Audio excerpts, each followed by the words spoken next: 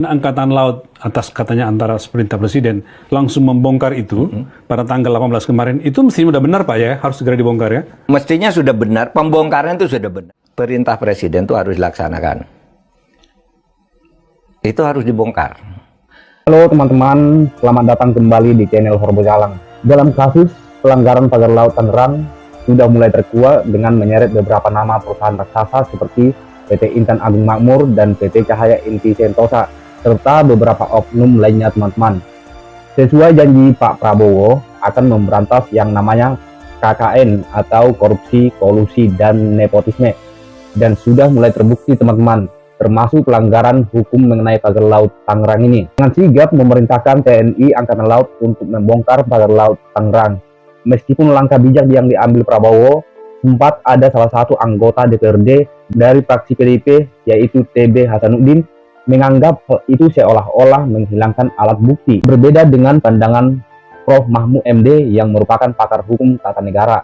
Bagi beliau, langkah sigap yang dilakukan Prabowo merupakan langkah yang sangat tepat dan dalam kasus tidak perlu menunggu bukti baru diusut. Dan Mahmud yakin bahwa kasus ini sudah pasti ada pejabat kong kali kong dan harus diusut tuntas. Baiklah teman-teman, tanpa lama-lama, seperti apa pendapat Prof. Mahmud mengenai persoalan pagar laut Tangerang ini? Mari kita simak video selengkapnya berikut ini. Pak Nusron Wahid itu sudah mengumumkan dan mengakui, bahkan minta maaf, bahwa ternyata ada hak guna bangunan, sertifikat HGB, dan sertifikat hak milik di dalam kawasan pagar laut itu. Jadi ada HGB di atas laut. Apa komentar Pak Mahfud? Ya, itu semakin menggelisahkan kita ya sebagai rakyat, karena ini menunjukkan kekacauan dan tidak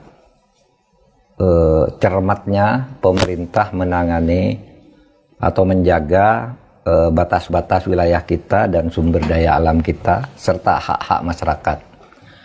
Dulu kita masih berpendapat itu dilakukan oleh orang-orang secara ilegal, gitu kan?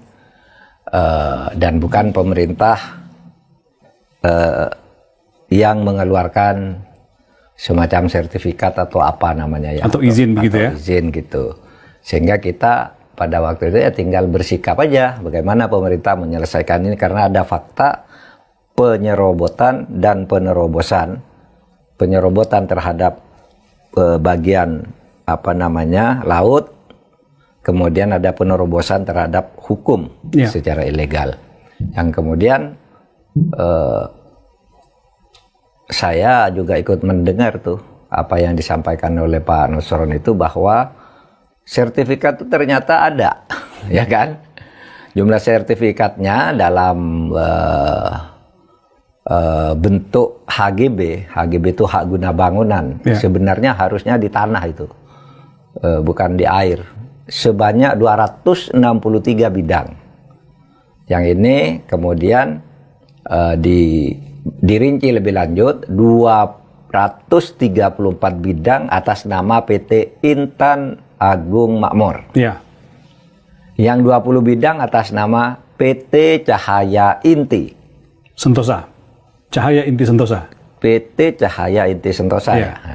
Kemudian ada 9 bidang atas nama perseorangan. Masih ada lagi 17 bidang dengan status surat hak milik SHM. ya, sertifikat hak milik SHM. Nah, ini menjadi makin rumit masalahnya kan. Kemarin tidak ada yang mengaku. Nah, sekarang udah mulai ada yang ngaku, oh ternyata ada sertifikatnya. Dan ini baru pengakuan menteri loh Pak, belum pengakuan perusahaannya ya? Iya, perusahaannya belum kita masih nunggu nih. Belum muncul. Iya. Itu bayangkan Anda, ada HGB itu dikeluarkan yang ternyata itu laut, bukan tanah, iya kan? Kan tidak boleh ada HGB untuk air. Air itu tidak boleh dibagi-bagi dalam bentuk HGB. Jadi namanya HGA Pak, hak guna air. Iya, seharusnya HGA, hak guna air. Tapi kalau istilah hak guna air itu ada di dalam hukum, cuma bukan untuk laut, konteks tapi laut ini. Air-air di daratan untuk pengelolaan minuman. Bukan sertifikat ini ya? Iya, untuk membuat air mineral apa itu ada. Bahkan ada putusan MK tentang HGA. Tapi Hak guna laut itu tidak ada. Atau hak guna air laut tidak ada. Ini jelas pelanggaran hukum. Pasti ada orang dalam. Ini yang main-main. Atau kalau agak lebih keras dari main-main, pasti melakukan kolusi. Tidak mungkin lah. Ya, bisa keluar HGB sebanyak itu. Gitu. Bahkan yang saya dengar itu katanya sudah ada proyeksi couplingnya kan. Iya kan? Kan sudah ada 263 coba. Kan berarti sudah ada pengkaplingan. Betul. Titik koordinatnya sudah diukur. Itu bukan main-main. Pasti itu pekerjaan oknum aparat atau birokrasi lah ya yang mengurus ini. Nah, oleh sebab itu sekarang yang ini nih nanti harus diusut tersendiri sebagai pelanggaran hukum. Saya tidak berpendapat bahwa ini pelanggaran hukum administrasi, kesalahan administratif. Kalau kayak gini ini tendensinya ini pidana, tendensinya kolusi. Sampai begitu banyak, ratusan. Jadi bukan semata administrasi ya? Ini, bukan semata salah ketik ini pasti dugaan Bang Mahfud ada kong kali kong dan ada kong kali kong pasti. Oleh sebab itu ini harus diusut dan tidak sulit mengusutnya. Kan ada kantor yang nyebut, Pak Nusron itu tadi kan nyebut 263 itu kan berarti nama di situ. Ada nomor, ada tanggal pasti. Ada yang tanda tangan. Iya kan? Iya. Di semua itu. Nah, mulai dari situ. Nah, yang kedua, ya itu ya. Ini bagi saya munculnya ide ini, semula pemerintah saling lempar, ternyata sekarang ada gitu ya. Nah, sekarang siapa yang menangani ini kan masih kacau balau ini. Iya kan, tidak ada yang merasa wajib. Misalnya ada yang mengatakan polisi diem karena harus nunggu laporan, menunggu pengaduan.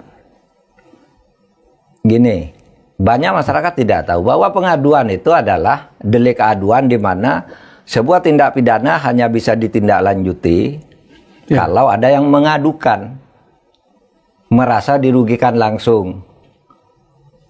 Misalnya perselisihan dalam keluarga. Suami nempeleng istri. Ngadu. Cabut. Iya. Bisa. Suami selingkuh. Gugat cerai. Nggak jadi cerai, damai. Misalnya ya. Itu perdata tapi gitu. Tapi misalnya melaporkannya sebagai pengaduan karena merasa ditipu, misalnya kan bisa, itu cabut bisa. Tetapi kalau tindak pidana yang seperti ini, delik aduan itu biasanya tindak pidana yang kecil ya? Menyangkut keluarga. Tapi kalau seperti ini bukan delik aduan. Bukan aduan ini. Tanpa ada laporan pun, ya ini kan katanya. Kemarin kan ada pejabat, ini kan belum melapor, masa belum dilaporkan? Belum ada orang mencuri tapi mau dibongkar katanya. Iya, belum ada mencuri, belum membongkar. Misalnya Anda melihat nih, ada orang membakar rumah. Masa nunggu laporan sudah ada di depan mata? Polisi harus turun dong. Melakukan penyelidikan, bahkan langsung penyidikan. Jadi terkadang orang tidak bisa membedakan antara pengaduan dan pelaporan. Sebuah tindak pidana itu yang tidak diketahui misalnya terjadi, tidak ada yang tahu, lapor, bisa. Tapi kalau sudah ceto welo-welo di depan mata lalu nunggu laporan, misalnya ada orang mau membunuh orang, oh belum ada laporan gitu, tidak bisa dong. Harus bertindak. Ini sudah ada. Polisi harus turun. Gitu. Polisi harus turun. Kalau misalnya ketemunya nanti, oh ini perdata, gitu. Ya nanti kan bisa disampaikan ke publik, tapi kalau ini kan kejahatan. Nanti perdata atau tidak, nanti kan proses yang akan. Makanya kalau kemudian Angkatan Laut atas katanya antara perintah Presiden langsung membongkar itu pada tanggal 18 kemarin, itu mestinya sudah benar Pak ya, harus segera dibongkar ya? Mestinya sudah benar, pembongkaran itu sudah benar. Pembongkaran itu sudah benar. Karena memang itu tugas Angkatan Laut, dia juga adalah penegak hukum di laut, penyidik di laut. Tapi sebenarnya polisi juga bisa itu menyangkut urusan keamanan dan penegakan hukum sehari-hari kan. Itu kan polisi mesti patroli di situ. Sehari-hari ada di situ. Bahkan mungkin lebih duluan menyaksikan ya. Malah lebih duluan menyaksikan. Saya dengar juga sudah banyak yang tahu lebih dulu itu, cuma pura-pura enggak tahu aja, ada yang enggak berani gitu. Nah, oleh sebab itu sekarang begini, menurut saya perintah Presiden itu harus dilaksanakan. Itu harus dibongkar. Ada yang mengatakan, udah bisa dong dibongkarkan, ini bukti pidana. Pembongkaran, ya ini pembongkaran terhadap barang bukti atau pemusnahan atau penjualan terhadap barang bukti itu jangan diartikan menghilangkan penyidikan, menghentikan penyelidikan dan penyidikan. Mengganggu proses hukum ya? Mengganggu proses hukum itu seperti yang disampaikan oleh Menteri KKP Pak Wahyu Sakti Trenggono ya? Iya, Menteri Pak KKP mengatakan gitu. Jangan dong, itu bukti. Lah, kenapa kalau bukti memangnya? Di dalam hukum udah biasa, ada 10 truk nyuri kayu di hutan Kalimantan sana. Ya dia aja, divisualisasi terus diambil buktinya satu. Tidak harus 10 truk-truknya harus diamankan ya? Iya. Satu aja udah bisa Iya, mewakili. barang yang 10 truk tuh di tempat penyimpanan barang sitaan. Nah, itulah teman-teman pendapat atau penjelasan Prof. Mahmud MD. Semoga Bapak Prabowo berhasil memberantas yang namanya korupsi, kolusi, dan nepotisme. Paling tidak KKN kelas kakap teman-teman. Terima kasih sudah menonton video ini. Salam hormat.